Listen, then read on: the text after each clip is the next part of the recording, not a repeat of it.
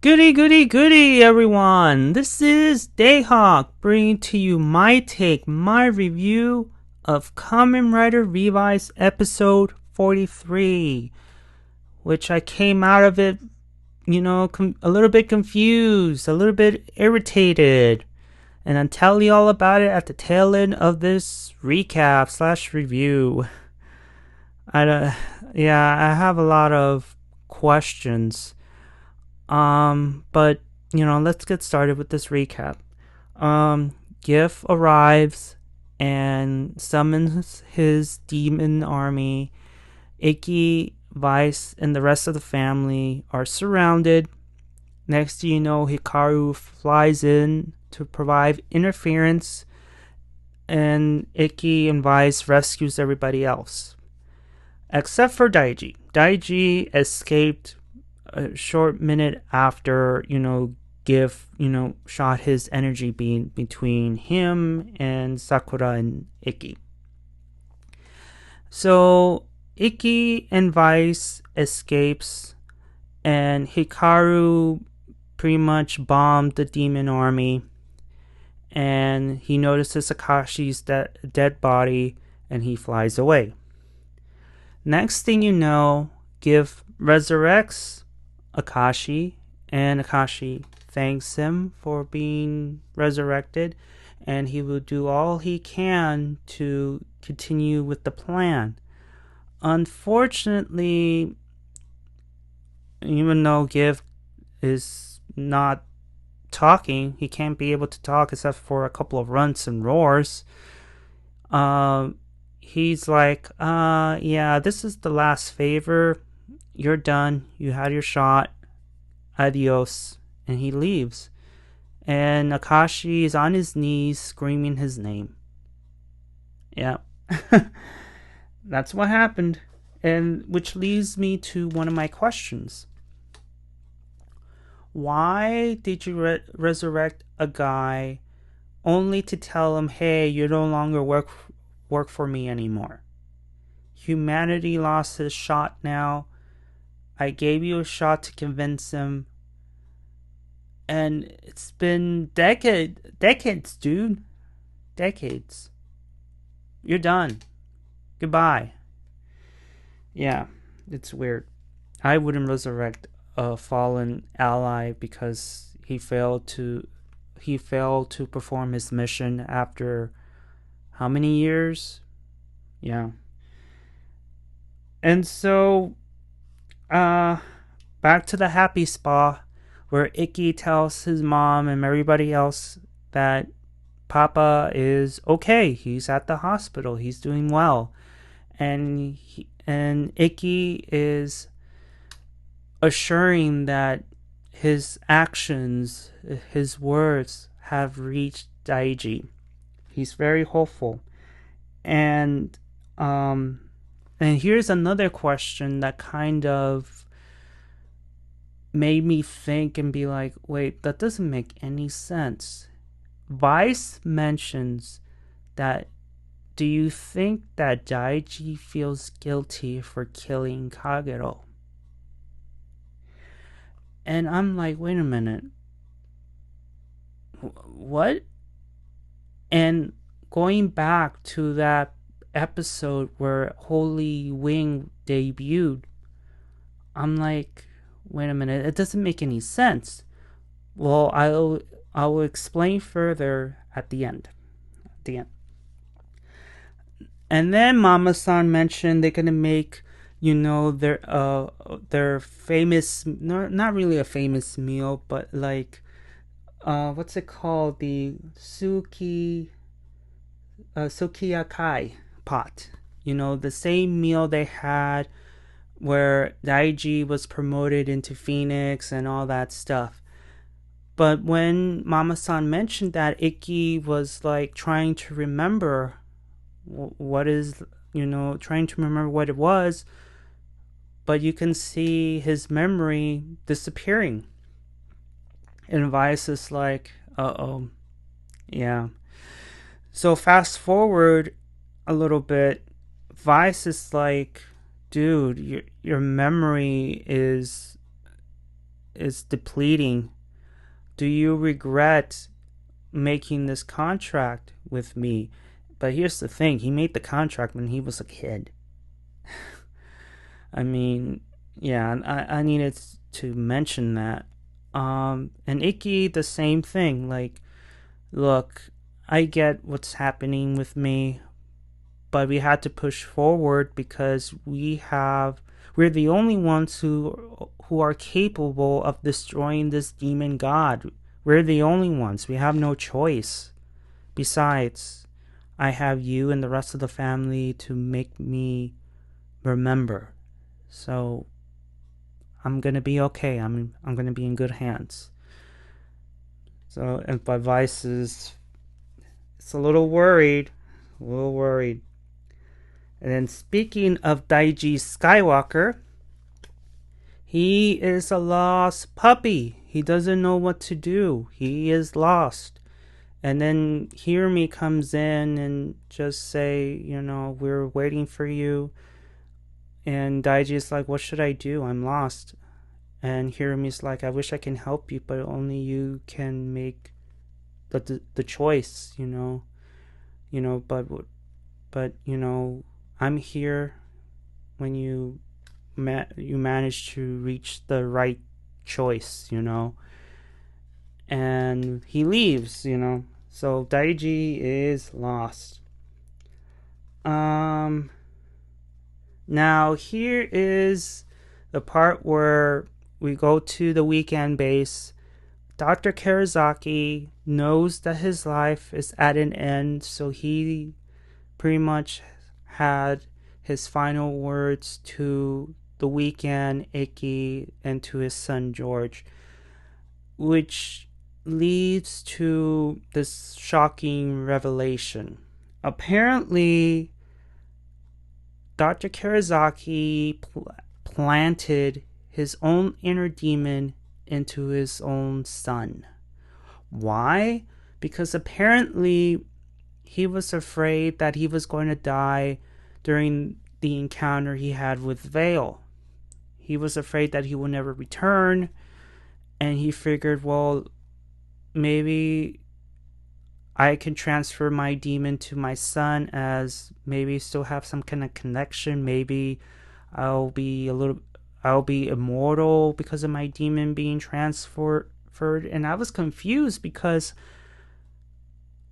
when a demon, like with Vale, Genta, Vice, and Ikki, if those hosts were to die, their demons die along with them. So it didn't make any sense for Dr. Karazaki to transfer his demon into his son if he dies. Because if he dies, doesn't the demon dies along with him?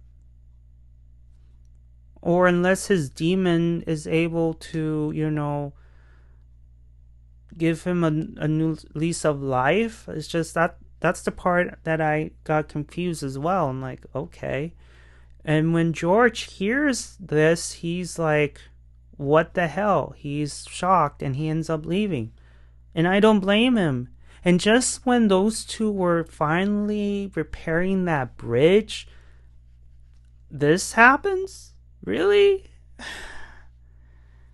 Yeah, I know. Which leads to the doctor, well, I done terrible things. If I didn't, transfer Giff cells to Genta, none of this would have been happening right now. You guys had normal lives, that sort of thing. And of course, Weekend Mama and Papa will still be here. And the kids were like, yes, you've done a lot of bad things. However, you did save my dad's life. You brought, Takumi, Hana, Hikaru, and the rest of the people we've met here. You gave us life. You gave us purpose. You gave us a reason to fight for. Overall, the kids are telling the doctor, you've done great things. Even though you've done bad, you also did good, and we wouldn't be here if it weren't for you. You know? So there's always a bright side. Meanwhile, Akaishi is in his Phoenix shelter. The name I cannot pronounce. And all of a sudden, he decides to attack it.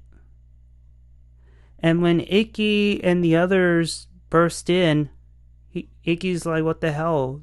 Why are you attacking your shelter?" And Akaishi was like, "Well, Giff he's done. His patience is over. I mean, it's time. Humanity had his shot. It's the countdown for its destruction begins. Like, Giff is done." But here's the thing, though.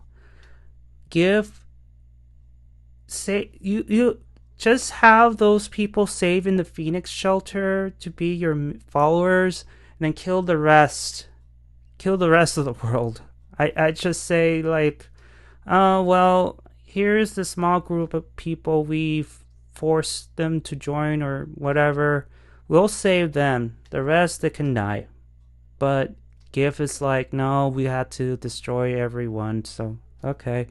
And then, speaking of Giff, he appears from his realm and offers him newfound powers in exchange for his immortality. Now, here's the part that I'm a little bit pissed off.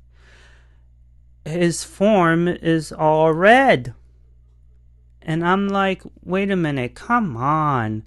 If I'm given new strength and powers, I could at least get a new form along with it, not a repainted form of my previous one. Toei Studios, Kamen Rider Studios, whatever. Stop being lazy. That's my mini rant for the night. My God. Anyway, let's see what else. Ah, yes. The final battle.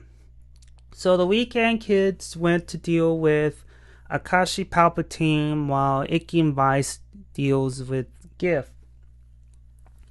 And in the middle of the beginning of the battle, Akaishi is wiping the floor with Sakura and Hana, while Hikaru is trying to, how you say it?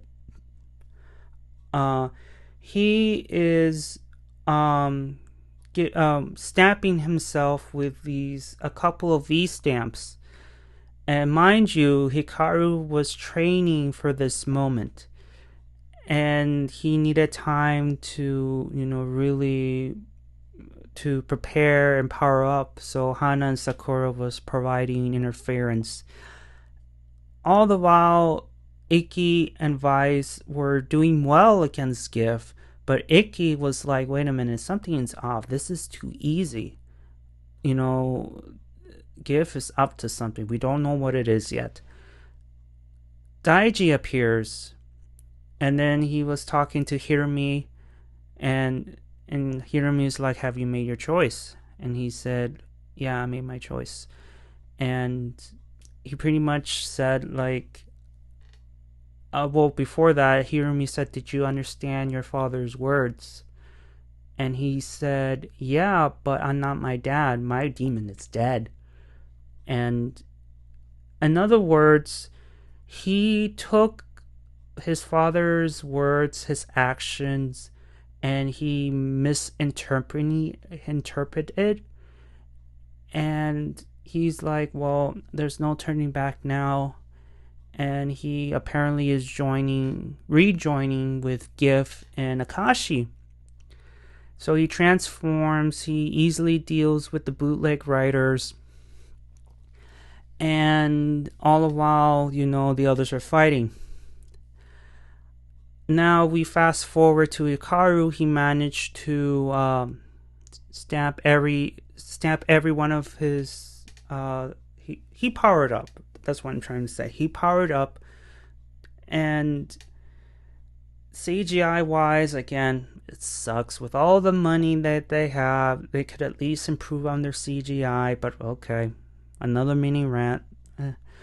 And Hikaru managed to defeat Akaishi Palpatine. Note, he beat him, not kill him. And just the battle itself was lackluster because of it. Also because I just don't care about Hikaru. It wasn't meaningful. It just felt flat in this battle. Let's say, well, I'm getting a little bit ahead of myself here. Hikaru defeats Akaishi Palpatine. You see him like on the floor, but you see Daiji just walking towards him, and it looked like he was gonna help him up, but it didn't happen.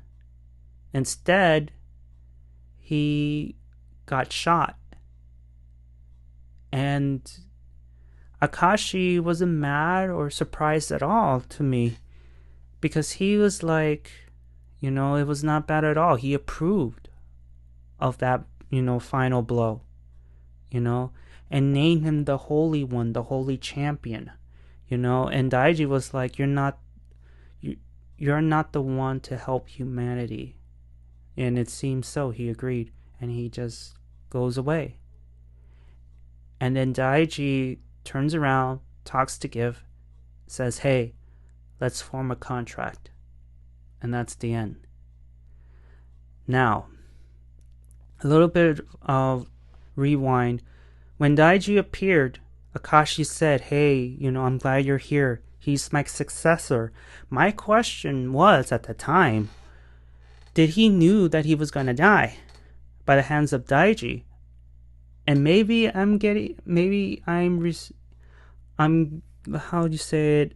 Maybe I'm giving Akaishi too much credit, but I don't think so, because he is a mortal at this point, and he thought that after he killed all his enemies, he will grow old, and when he dies, and Daiji is, next in line to preserve the peace.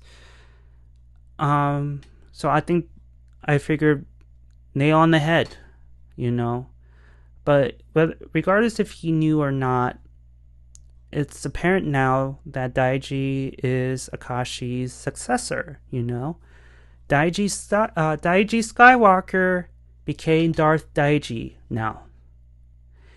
And he wants to form a contract, Okay. Now, going back to my questions. I was confused when Vice said, did Daiji, is Daiji feeling guilty for killing Kagero? I never got that vibe from him at all.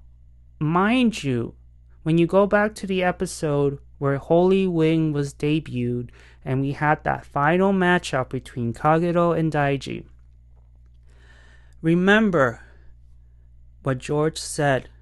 In order for the Holy Wing to actually function, it needed a sacrifice. Either Daiji needed to go or Kagero needed to go. And when Kagero heard about this, he took control, went over to George's lab, and demanded to take that V-stamp and also an extra driver, because, it needed to fight for supremacy. They needed, and all that. They need the wing to work. So they went to the warehouse to have this final battle. Daiji didn't want to fight him because he wanted him and Kagero to work together, just like Ikki and Vice. But Kagero said no. He wants to be in control. He's a loner. He wants to be in control, and he doesn't work well with others. And it's either him or me. And Daiji could have just walked away. But I'm telling you, Kagero wouldn't have allowed him to walk away.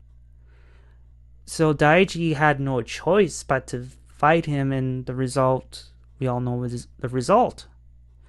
And after, that, we never seen Daiji feeling guilty or sad about Kagero, leaving. Because I assumed that either his light side was out of balance, which is true, or it was due to the stress of trying to remove the cancer from Phoenix. Because remember, after the dead man finally, ended and Kagero gone, he's like, I have to, rebuild Phoenix from the ground up, make it great again, make Phoenix great again. But we know what happened there. And thanks to Akaishi, Daiji went on a downward spiral, and also because of fear of Giff as well. The stresses of Phoenix plus being out of balance because of Kagero being gone drove him to think that everything that he's doing is for the greater good. Everything is to preserve the peace. Everything is to save humanity. I never once, until now, felt like he had any guilt about Kagero being killed. He had no choice. Kagero forced his hand. Of course he's gonna return in some way or another, but I was very confused because I never once seen him in tears or feeling guilty for what happened at that warehouse. I was confused. I don't know what you guys think about that. Do you guys were you confused by that line Vice mentioned about Daiji being, feeling guilty about Kagero? Tell me all about it in the comments below, because I feel like I can't be the only one, confused here. Another thing is, what's the point of resurrecting Akaishi? Which again, when you have Giff saying, "Now you failed me, goodbye." Of course, Giff is like, "Okay, I will give you another shot." And Akaishi was willing to surrender his immortality in exchange for greater power and to show Giff that I can still do this. I get that, but still, I just like, why? Why resurrect someone when you're like, no, you're fired? What else am I missing? Aside from the terrible CGI, I mean, the battle with Hikaru and Akaishi, it felt flat. I just didn't care. I think it would have meant something if Hikaru was the one that killed him. But he did not. It was Daiji that did. So Daiji took away Hikaru's moment. Because everything he did, the training and just him trying to power up was, this is for my family, my friends, this is for me. But it was all taken away because Daiji just killed him off. So, I mean, Hikaru's just a bad character all around because of the bad writing. And I feel bad. Other than that, I think that's it. I mean, if you've seen the episode, let me know what you think of it. Did you like it? Did you dislike it? And what would you have changed? And most importantly, did I miss anything? Even after watching it 2 times, there may be something that I missed, so please. And also, this number one question, do you think that after all this time, Daiji was feeling guilty towards, to what happened to Kagero? Did it make you confused as I did? And if so, just write in the comments below. I need to know. I need to know, guys. I need to know. Because I have questions. And it's just, at the end of this episode, even though it was good, it could have been great if it weren't, these things, especially involving Daiji Skywalker. And one last thing, too. With Dr. Karazaki transferring his demon to his son, I'm confused about that because, again, if the host dies, doesn't the demon dies along with him? I thought that's, how that worked, but is it different for every demon or a situation? I'm confused about that. So if you have any answers, write in the comments down below. Other than that, things are starting to get interesting, and we're on the tail end of this season. And like I said, the writing may be, how you say it, predictable. And sure, there are things that the writers could have done a little bit better, especially what happened in this episode with the revelations. It's been one of the great seasons of this year. Let's be honest. And Revice is starting to become one of the top 5s of my writer lineup. It's not consistent, it's not concrete, because we get writer every single year. So I wonder, after Revice, is Geet's gonna top that? And it's gonna be very sad to see Revice go. Very sad. But yeah. Thank you so much for sticking around. And please give a like and subscribe. And, thank you so much. And I'll see you all on the other side of oblivion. Johnny!